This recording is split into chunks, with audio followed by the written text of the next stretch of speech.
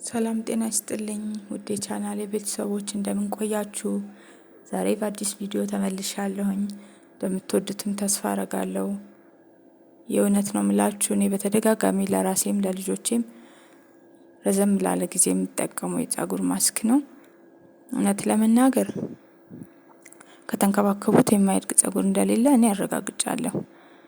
ብዙዎቻችን ችግር ደግሞ ዛሬ ተጠቅመን ዛሬውኑ ለውጡን ማየት አለብን ብለን የምንልሶናቸዋለንና ይሄ መሆን የለበትም። አንድ መጠቀም የጀመርነውን በተደጋጋሚ ቢያንስ ለሁለት ወር ለአንድ ወር ተጠቅመን ማየት አለብን እላለሁኝ።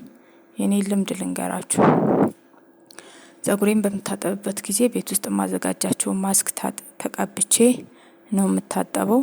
ይሄን ልምድ ካደረግን ለውጥ ይመጣል እላለሁኝና ቪዲዮን ከወደዳችሁት ላይክ፣ ሼር፣ ሰብስክራይብ እንድታደርጉ እላለሁ። አመሰግናለሁ። ወደ ቪዲዮ እንሂድ።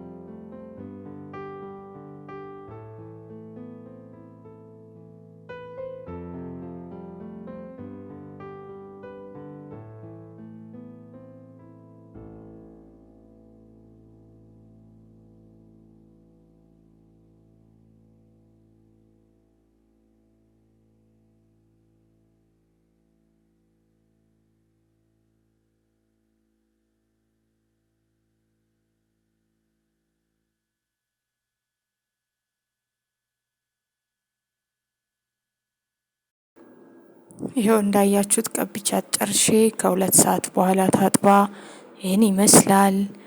ቪዲዮን ከወደዳችሁት ላይክ አድርጉ፣ ሼር አድርጉ፣ ኮሜንትም አስቀምጡልኝ።